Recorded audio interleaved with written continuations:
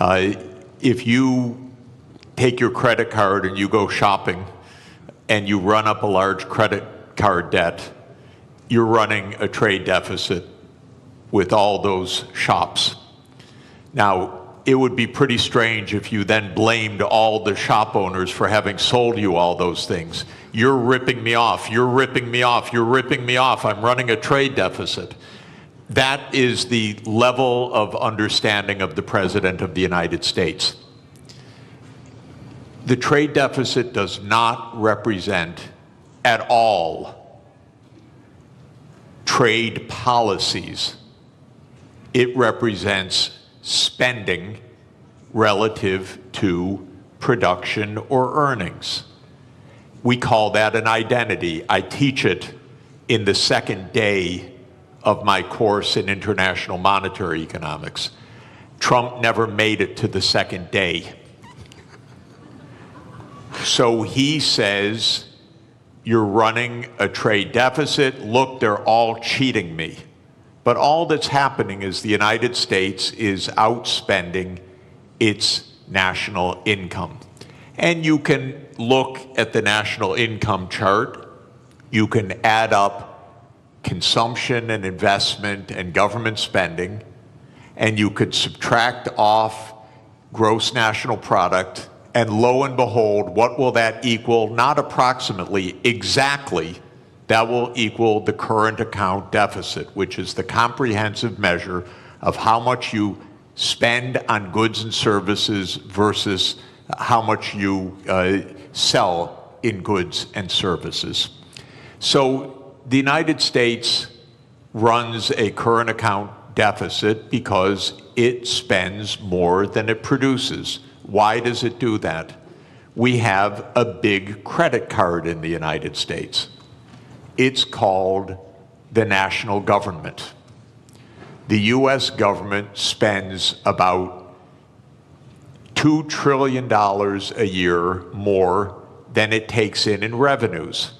What it's doing is making transfers to the American people and to American businesses. It doesn't tax Americans for those transfers because, here's another little fact, because the congressmen that vote on the budget got into office by being paid for their campaigns by rich people who don't like taxes. So the political system says spend, but don't tax us. So we run a chronic deficit in the United States. That spending goes out either as transfer payments or goods and services, and that's more than our national income, which is about $30 trillion, and our spending is about $31 trillion. And that's our trade deficit. And for that, Donald Trump blames the world. Okay, I fail him for this if he were my student. He's my president.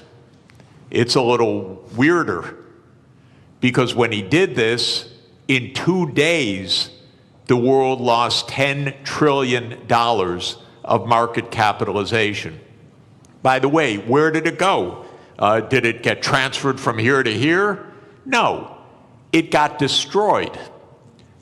Why destroyed? Because trade, something also the President of the United States doesn't understand, is mutually beneficial. So if you stop trade, everybody loses. It's not that one side wins, the other side loses. He cannot understand that concept as a guy that traded real estate in New York.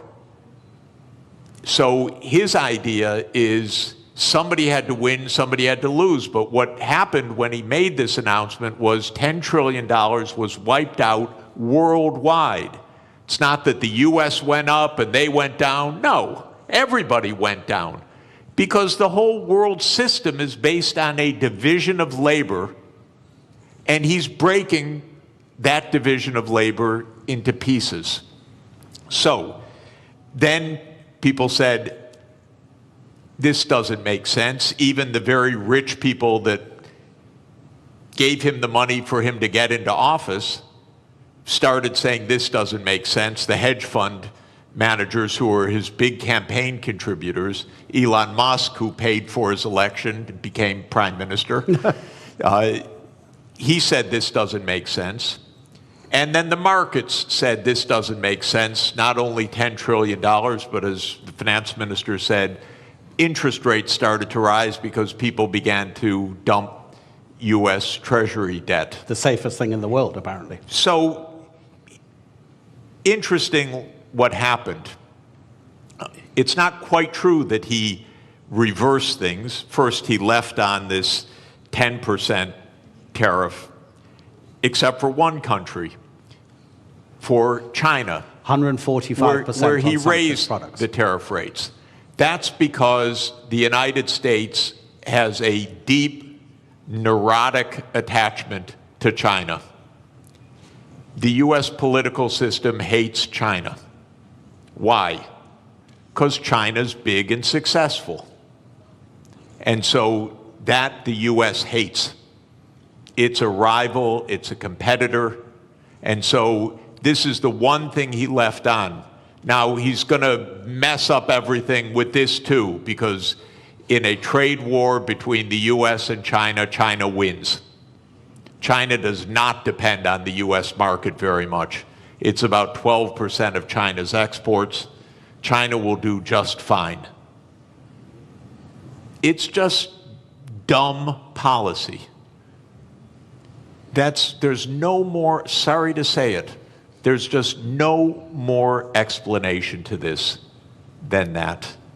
It makes no sense. Now, it raises, if I could, just one last point. How can this happen when it makes no sense? And that people should understand, we are in one-person rule in the United States. Our political system is in a state of collapse. What President Trump did is an emergency decree. Everything he does is an emergency decree. Literally, you can go on to whitehouse.gov and then follow the menu to executive decrees. And there are dozens of them. And each one starts the same way. With the powers invested in me as President of the United States, I hereby declare A, nonsense, B, nonsense, C, nonsense. Because he's king. Those powers are not invested in the President of the United States. They're invested in the Congress. You read Article 1, Section 8 of our Constitution. It says that all duties originate with the Congress. And specifically in the lower house, all legislation has to start in the House of Representatives. But the U.S., starting in 1945 after World War II, became a military state to a large extent. And so it sprinkled in its legislation emergency, emergency, emergency. And Trump doesn't have to prove anything's an emergency, he just has to say something's an emergency. So suddenly the trade deficit became an emergency, and on that basis he issues a one-person rule. Even his aides don't know what he's doing. You raise one final interesting issue, which is that the market recovered about $4 trillion when he reversed. Anyone who knew that 5 minutes before made billions. This is not the cleanest government in the world, I can tell you. I'd be hugely surprised if some people didn't know just a bit ahead of time, starting with members of the U.S. Congress, by the way. Look, we'll get into the more general issues about protectionism and the end of globalization, in a minute, but I think what's happening and the directives coming from the White House is such a perfect example of what this panel is about. I'd just like to stay on this just for a few more minutes.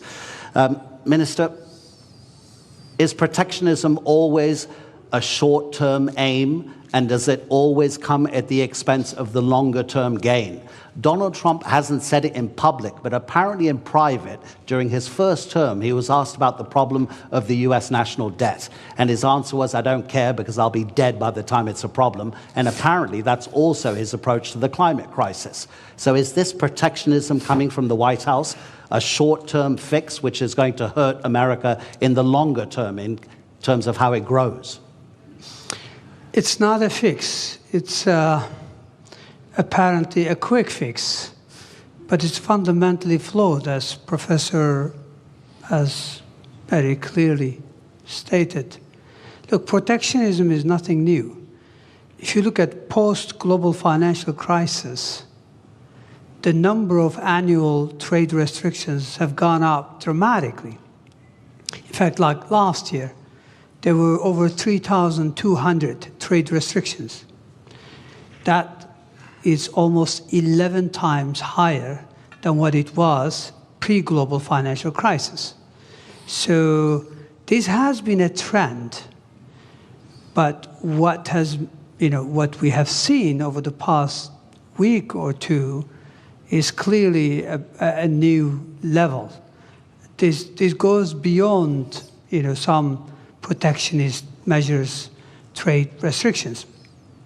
This goes into something, an all-out trade war. So that's really worrisome, because if you go back, again, if you look at 20 years to global financial crisis, global annual trade growth was 2 times world real GDP growth rate.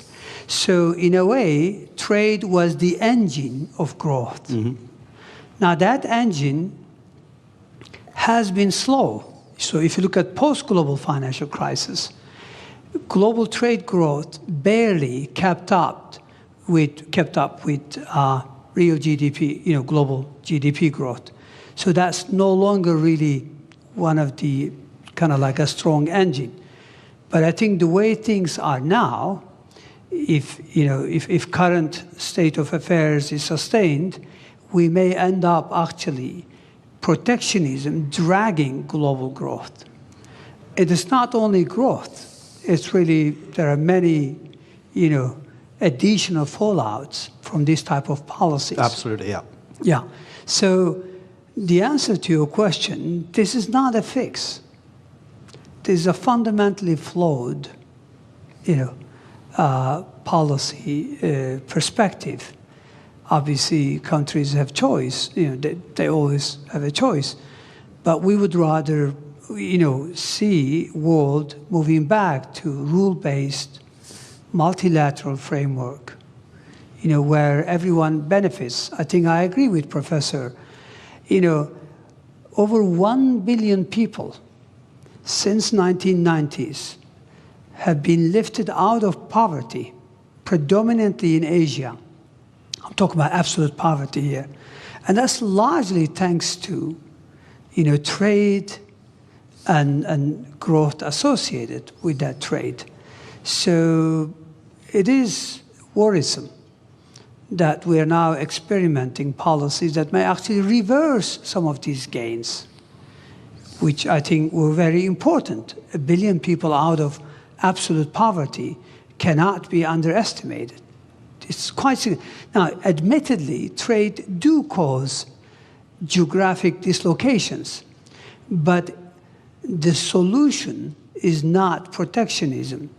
The solution lies more internal sound policies, structural remedies, but also you can deploy tax policy incentives and other things to address, dislocations in regions caused by, global trade openness. So it's not a level, but protectionism will create more inequalities. It will create bigger problems. Already you've got significant headwinds for global growth. Aging population, high global indebtedness, impending climate crisis. So protectionism is going to be yet another big blow to long-term growth outlook. And that's why growth is barely, sustained at 3%. I think the risk is that we will move to a new era where per capita GDP growth will almost disappear if we continue down this path. Really interesting what you say about protectionism having fallout in other sectors, and we will get on to that, about how it might affect cooperation on the climate crisis, global health, et cetera, et cetera. But let's use one country as a particular example about how a nation can react to protectionism. So we have the US tariffs, which in 90 days will come into effect beyond the 10% that Donald Trump has placed. Let's take two rich countries. UK and Singapore will stay at 10%. Bangladesh and Botswana will both go up to 37%. Laos will be 48%. Syria will be 41%. Lesotho in southern Africa will be 50%. In 2023, the US exported to Lesotho $7.33 million worth of goods. Lesotho in that same year exported to the United States $228 million. The US GDP per capita in 2023 was $82.8 thousand per person. In Lesotho, it was $916. Gentlemen, how does a country like Lesotho deal with the protectionism coming from the US? Minister? Well, look, protectionism is an external shock, meaning it's not a decision by, the counterparty. It's essentially, so how do you deal with it? I guess you focus on regional integration, as an antidote of protectionism. So regional connectivity, regional integration would be one way forward. So, instead of globalization on a big scale, you focus on how you can deepen and broaden your ties with your immediate neighborhood or countries that are still willing to entertain rule-based trade. So I think that's the only way. Again, this is a major shock for many countries. I think global supply chains are going to suffer. This will lead to, already, I think the risk is that capital will be misallocated. Take us, take Turkey, for example. We are the world's second largest of white goods exporter. We need chips, basic ones, nothing sophisticated. We're not talking about 4 nanometers. We're talking about 30, 40, 70 nanometers. If we're worried that countries are not going to supply that, even though it may not be the most efficient way, we may have to go into a very large capex to see if we could produce them. We are good at something. Other countries are better at something. So we would rather trade. And this is a very simple, economics, theory. Everybody benefits. So I don't think, X country or Y country, there's not much they can do except to look at, ways in which they could mitigate the fallout from not being able to sell goods to the United States. But Professor, that takes a long time to arrange because, of course, the shock is immediate. You can't make deals that quickly, can you? I think the particular tariff rates that Trump announced last week that led to that financial bloodbath are not going to come back. So I don't think we're going to hear again about those numbers after 90 days. 90 days in U.S. time now is infinity. It's eternity. We'll never hear those numbers again. Where did those numbers come from? Something, again, so stupid you can't believe that any country would do this. But the idea is the following. As I said, if you want to know what your trade balance is, you earn some income, so you sell some services to somebody and you buy things. And if you spend what you earn, you're in trade balance. Technically, you're in current account balance. Now, most of us, I work for one employer, my university, So I run a big trade surplus with my university, and then I run a pretty big trade deficit with the grocery store that we buy our groceries from, and if I have to buy shoes, I run a trade deficit with the shoe store, and so forth. Trump's idea, just to add to the craziness of it, is that you should run a trade balance with everybody, not an overall trade balance, but a trade balance with everybody. So you should sell a little bit, you should work a little bit for your shoe store, you should work a little bit for your grocery store, you should go around anytime you want to shop, you trade something. I'll write you an essay if you'll sell me shoes. And you make your living somehow trying to balance your trade with all of your counterparts. Well, this is insane. This is why we have a market economy. You don't have to have balance with every transaction that you do with somebody. But what Trump said was, oh, Lesotho, they sell us more than we buy from them. So they're cheating us. That's literally what he said. Literally what he said. Okay, is it completely delusional or rhetoric? It's delusional, okay? Just so you know. It's weird. But anyway, now then he calculated a formula. Okay, Lesotho, we have to tax them by the amount to reduce the imports from them so that we have balance with Lesotho. And then they made some absolutely stupid formula that you would not accept in a first year, third week class. It came out of the U.S. Trade Representative's office. They probably were told, do it overnight, the boss wants it. And then they came up with a list of tariffs, country by country, based on the bilateral trade balance. You cannot make this stuff up. This is not it used to be not a Mickey Mouse country, my country. But this is Mickey Mouse. This is not, and I apologize to Mickey Mouse. He would not do this. Mickey Mouse is smarter than this. So we are in a crazy land, actually, with this. Now, it stopped for a moment. We'll never hear those numbers again. I don't know what we'll hear in 3 months. God help us, really. Because it probably won't have to do with trade. It'll have to do with something else. But we can't normalize this as what's the rationale, how to negotiate, what to do. Of course, 60 countries immediately said, we'll rebalance with you. And the President of the United States literally used the language I'm about to use. I'm quoting him because otherwise I would never say this.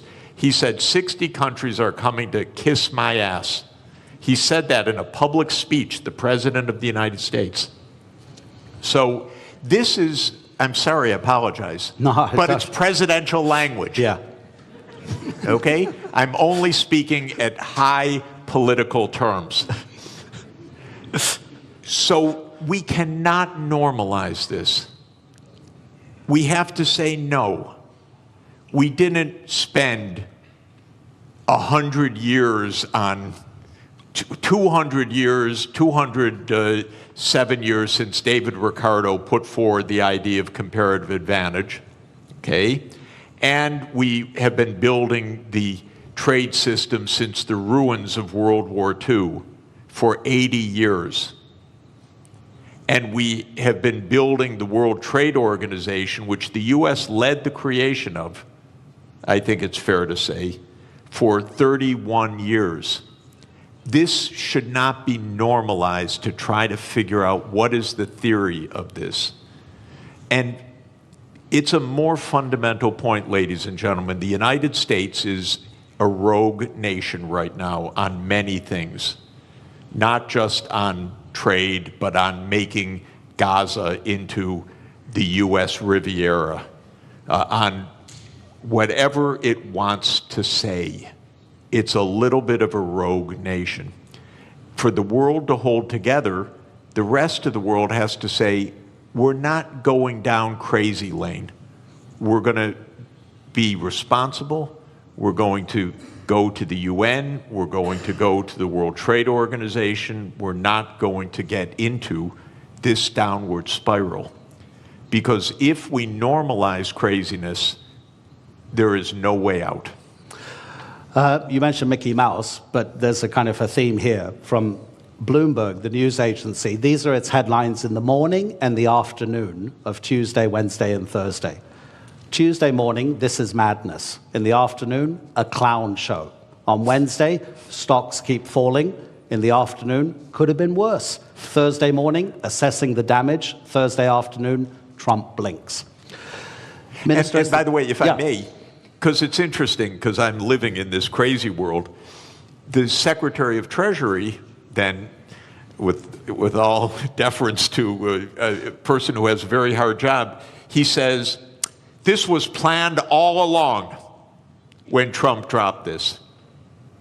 Can you imagine? He couldn't say anything else, though. Well, yeah, I know, but to hear this from your Treasury Secretary is not also reassuring, because all you hear is a crazy land rather than what we need to hear, which is rationality. Okay, so let's make it more general for the moment. And by the way, ladies and gentlemen in the audience, I'll give you a few minutes at the end if you want to ask our two panelists a question. We'll try to get a few questions in from the audience. So to broaden it out, Minister, as the professor says, and pretty much everybody agrees, protectionism doesn't make economic sense because in the longer term, it's going to cost everybody. So what's driving increasing protectionism, not just in the United States, but in other nations as well? Because if it doesn't make economic sense, does it mean it then becomes a political statement from the person imposing that protectionism to almost appear as like a nationalist moment to bring people towards that decision maker politically rather than economically? Well, it's easy to explain. I think what is driving the current,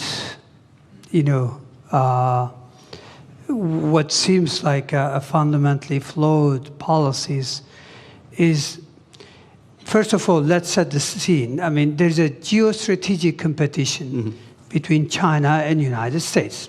We know that.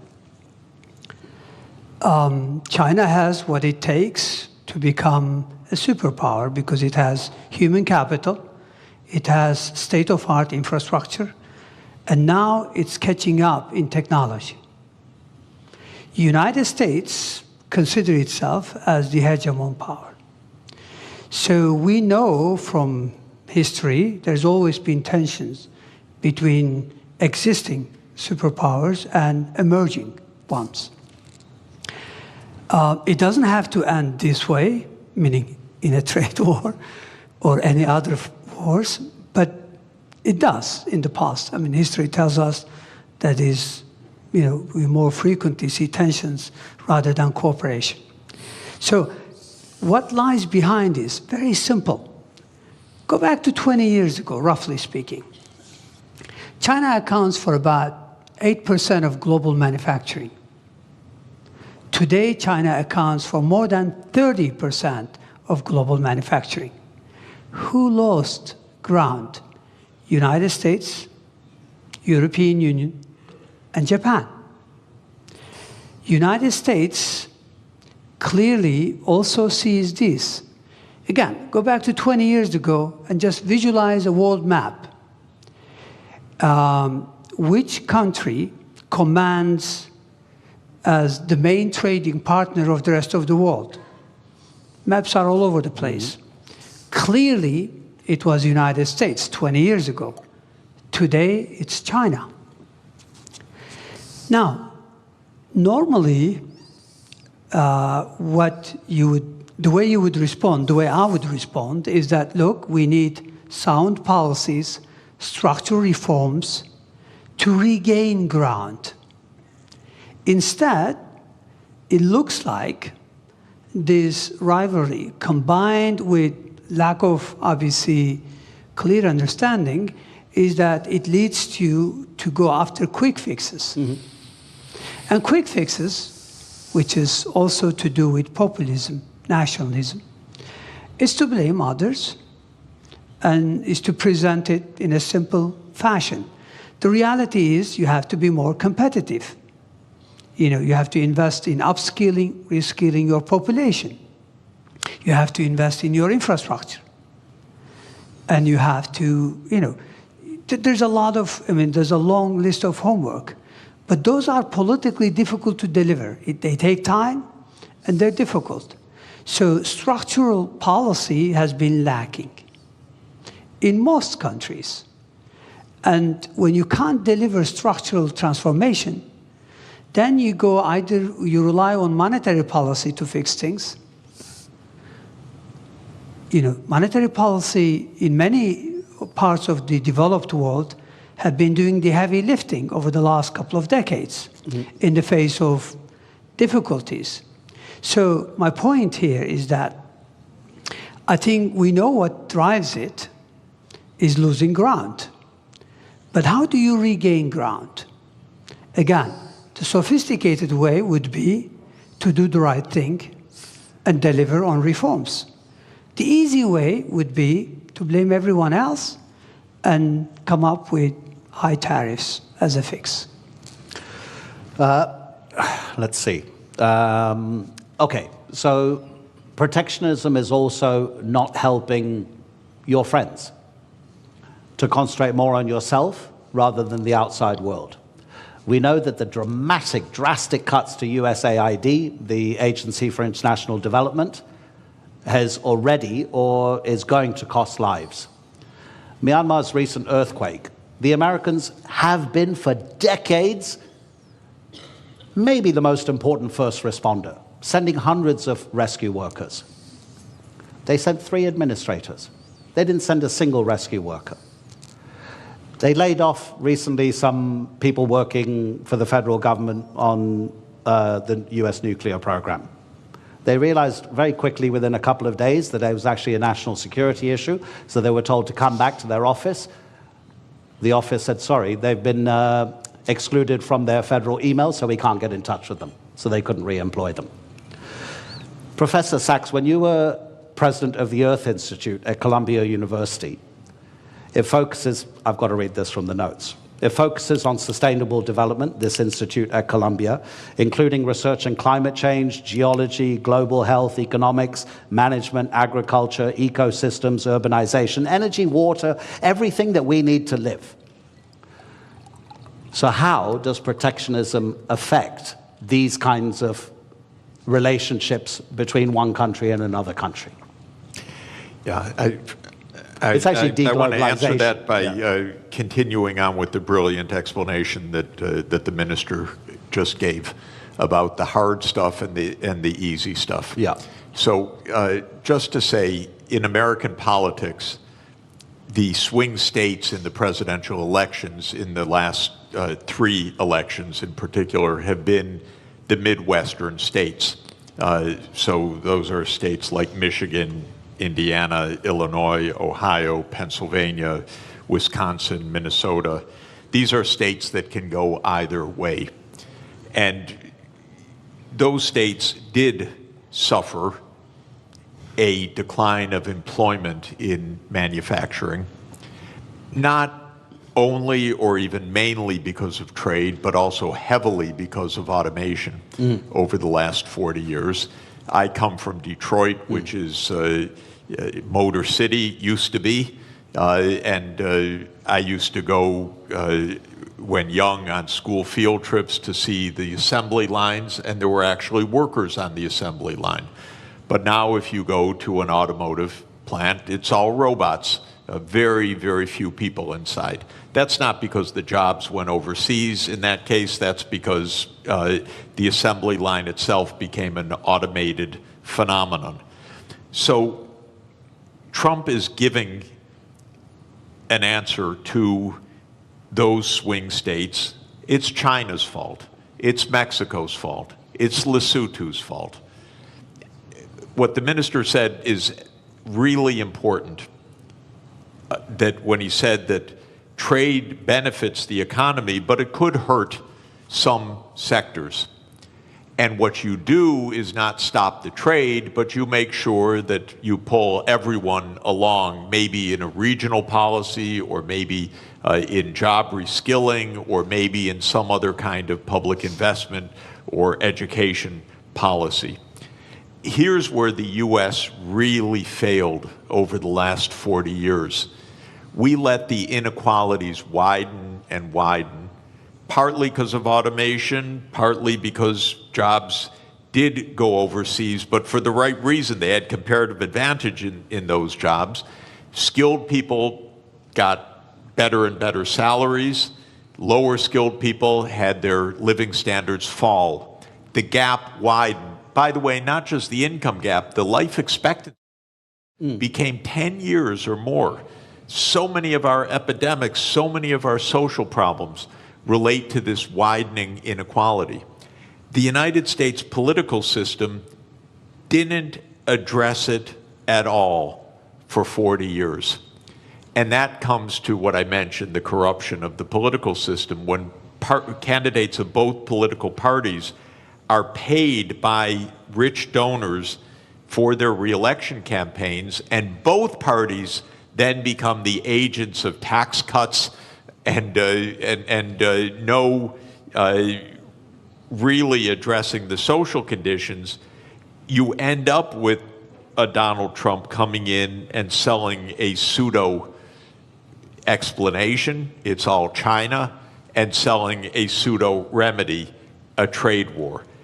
What the auto workers are going to learn right now is they're going to lose jobs by even the tariffs that have been put in place, because we need the intermediate parts brought in from elsewhere. Now they face higher costs, and the United States can't compete at all with Chinese electric vehicles. The United States has basically handed China the electric vehicle market for the next 20 years. So did Europe, by the way. Europe delayed the transformation to electric vehicles, said we produce great internal combustion engines, we're going to continue to do that. The world actually needs electric vehicles because of the climate crisis. So all of this is to say the real hard work is to think ahead. Mm-hmm. The country, by the way, in my experience of working all over the world in the last 40 years, that thinks ahead the most is China. Mm-hmm.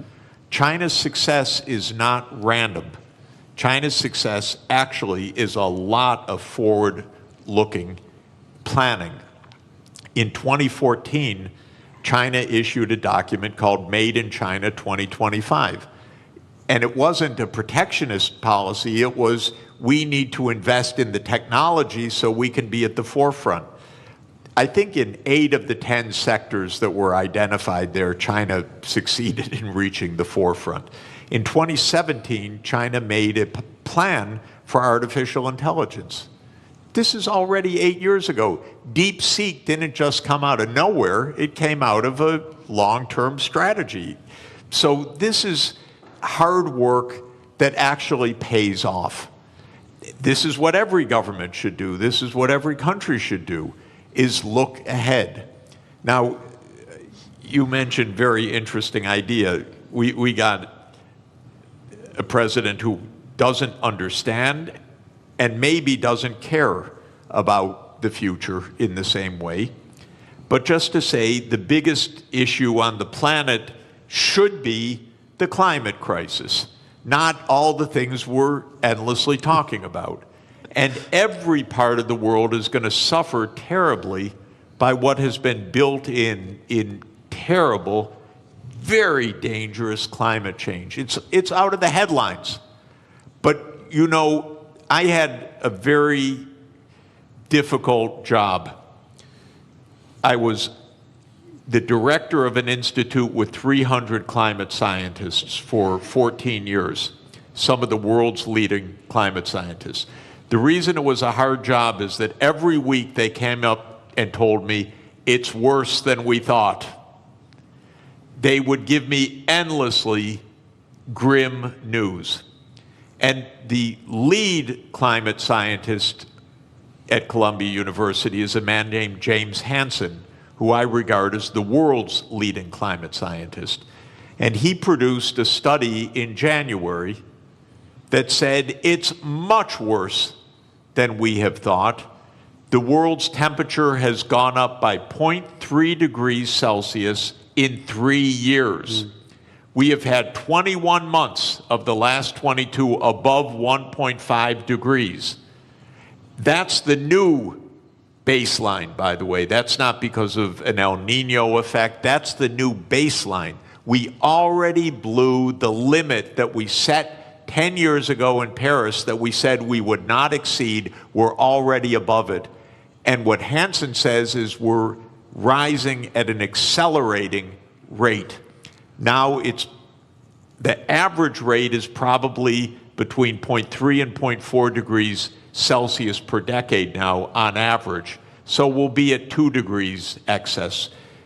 What all of this means is profound danger 20 years from now, 25, 30, but we're already seeing terrible danger today. I don't want to minimize what's already happening. Los Angeles burned down, massive forest fires in Korea last week. It's everywhere.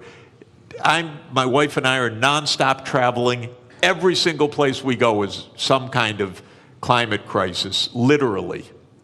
It's a drought, it's floods, it's heat waves, it's pest infestations, it's forest fires. And the sea level is going to rise by many meters, which is not great for Istanbul, by the way, and not great for coastal areas. It's very dangerous what is built into the system. Now, what is Trump's answer for this? Yesterday, King Donald issued an executive decree to bring back coal. It's willful destruction of well-being, willful. And that is, again, he pulled out of the Paris Agreement. What I'm hoping, ladies and gentlemen, is the other 192 members of the UN have to say, no, we're not entering a crazy land. We're going to take care of our future. Right now, I live in a crazy land.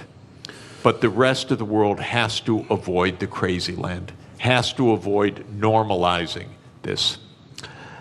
I don't know if any of you saw it during the height of the coronavirus pandemic. An Australian artist, cartoonist, drew a cartoon which had the first tidal wave, kind of a tsunami of economic recession. There was a bigger tidal wave tsunami behind it, which was COVID-19, and then a huge one over both of them, which was the climate crisis. So get ready, I'll give you a chance to ask a few questions, but I just wanted to address one final issue to the minister. And I was getting a bit depressed, Professor, when you were talking about that. I tell my kids since they were born, they're now 21 and 19, live anywhere you want in the world, but don't live near the coast or near a river. The professor is saying that the climate crisis is going to be one of, probably, I'm kind of, putting words into your mouth, Professor, that deglobalization, if it becomes more and more of a popular sentiment and policy, the climate crisis will be affected because of a lack of cooperation through deglobalization. Minister, what other big dangers do you see if the trend of deglobalization gathers pace? Well, as I mentioned earlier, in addition to the impending climate crisis, which could have a devastating impact on the future of humanity, I think we are faced with significant headwinds that already exist, but some of them could become more complicated. One of them is high global indebtedness. Mm-hmm. If protectionism clearly goes the way it is today, meaning if we really go into these trade wars, and if this leads to higher inflation, even for a couple of years, if that's the case, then that means long-term interest rates are likely to rise. And if that is so, then many countries are already struggling to manage the debt service. Global indebtedness, if you look at it, overall indebtedness was 328% last year. 328% of GDP. Yeah. This is huge. When interest rates are very low, no big deal. But when rates go up, clearly that's a big issue. I mean, look at the Turkish scene. Yes, we've had a domestic domestic issue that led to some market turbulence. But what happened post-April 2, CDS have gone through the roof. CDS are country risk premium. Our external bond yields, 10-year, 5-year, they all gone up significantly on the back of these tariffs. I think there are already many countries, according to UN, that pay more on interest on that than what they are able to earmark for education and healthcare combined. So I think we already have issues such as indebtedness that the current trend could exacerbate. Aging population already could create huge constraints on public finances going forward. So those are some of the additional headwinds that exist that could actually serve as speed limit or a drag on growth. So I think the world, and I agree with Professor that the world has to, rather than going down this path, we need to cooperate more. We need to work more closely on climate change, on how to address other problems, because protectionism will also lead to probably global inequalities. If you don't allow AI chips to be freely available to everyone, clearly that's a big issue, because then many countries will be left behind in terms of tapping this AI that has immense potential to boost productivity. Protectionism is not limited to trade of goods and services. It's now associated with financial flows, with diffusion of technologies through FDI. So clearly, I think we'll be worse off unless we cooperate, unless we return to multilateralism. But sadly, right now, it's all about shift to minilateralism. A few countries getting together, but that's not enough. I think issues are too big for few countries to address. I think, the rest of the world should come together. So yes, there are significant challenges. When you mentioned aging population, I have a good example from Europe, that only 2 countries on the entire continent are having enough babies to sustain their population level. That's Ireland and Portugal. So you imagine the pressure on the taxation system and the spending on those other countries that are not sustaining their population levels and are just getting older and older and older. Okay, let me look at the back as well if anybody has any questions. We've got about 7 minutes left. And please, make it a question, not a lecture, because if it's a lecture, I'll have to stop you. Gentleman over there and gentleman over here. Okay, please introduce, there's a microphone. Thank you very much. Doesn't work? Yeah, it does work. Okay, thank you very much. I have a question for Mr. Jeffrey Sachs. My name is Sarp Sinan Acar, and I'm from Harici News. So you mentioned that we shouldn't look for a rationale behind the actions of Donald Trump, but just to be a devil's advocate, I just want to understand their point of view, which they mention, yes, trade deficit and the national debt of the United States, but also they mention the hard industries that left United States back in the day. So what I'm trying to understand is, if United States gets into a confrontation with global powers such as China or Russia or any other state, maybe even Europe one day, is it wrong for them to want their hard industries back, and this is their rationale to put these tariffs on. Because Donald Trump mentioned that we are buying cars from Canada that we could have been producing before. So is there a rationale behind, at least on the hard industry part? Okay, thank you. Yeah, you know, in trade theory or trade concept, there is the national security rationale. So you may want to procure domestically to have an armaments industry. That's quite different from imposing tariffs on 150 countries in a completely arbitrary way. In fact, the right policy might be local procurement from domestic industry that has nothing to do with trade policy at all. So that is not an argument for what he's doing. But I would add one more point. We don't need an arms race, and we don't need a war. Actually, diplomacy is really cheap compared to war.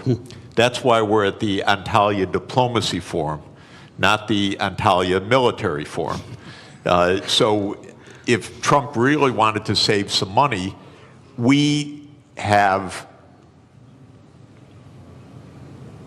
almost 800 overseas military bases in 80 countries.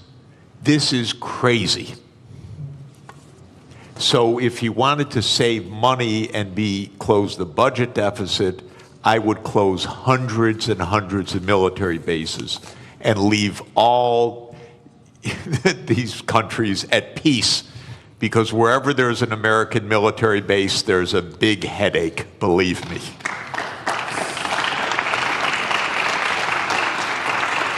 Sir, okay, is your question to the finance minister?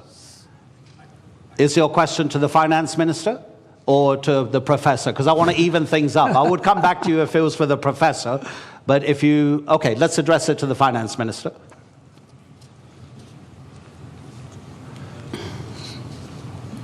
1, 2, 1, 2. My name is Riel Miller, formerly of the OECD, formerly of UNESCO, and formerly an advisor to finance ministers, so I can address my question to a finance minister. One of the things that's tremendously tempting, and it was really in part of what the last question was about, was the hard industries, right? So now let's go back to being an extractive economy. Coal mining, you know, in Canada, I'm Canadian originally, beaver skins, right, that we sent over. So resources, right? Now, we have seen in the past, historically, when there was a move from natural resources to manufacturing, it was quite difficult for the society and the politics to change, because the oligarchs of resources were not the oligarchs of manufacturing. So I have a question which relates to the historical context we're in. What if we're moving to intangible economies? What if we're moving away from tangibles in general, and those robots are going to take care of producing intangibles? How do we talk to people who are nervous and worried because they're accustomed? I go to Germany and I say, can Germany be rich without producing cars? And they go, oh, never. I said, well, could Britain be rich without producing coal? Never. And so we have this historical difficulty of making the transition. And I wonder what you can say in a country like Turkey, where you are making the transition through industry, and China through catch-up and convergence. But can we begin to talk about going beyond the tangible economy? Of course, we can imagine, because if you look at the last couple of 100 years, there has been significant, trends. I mean, if I'm not mistaken, if you go back to 200 years ago, 90% of employment was in agriculture. Today, in developed West, it's about 1%, 2%. But we are much better off. So I think we can extrapolate. It's true that we may achieve artificial general intelligence soon, meaning within a year or two, and according to experts, maybe artificial superintelligence within 5 years. And assuming that also gets converted in robotics and advanced manufacturing, chances are the traditional employment will no longer be there. So we have to come up with obvious. So that's why I think, it seems like today's debate, considering what is ahead of us, a bit outdated. So I hear what you're asking, and it's really complicated. We all have to think. I remember attending a global economic symposium in Kiel back in 2007, and one of the sessions, because I was finance minister and treasury, they put me in that session, in that panel, and the question was, when do we start taxing robots? So, look, yes, I do see that happening. I don't have the answer, but certainly we have to think about it. It'll be interesting to know if a robot will need a work permit as well, right? Okay, that's it. The time is up, ladies and gentlemen. It was always going to be too brief with these two particular gentlemen.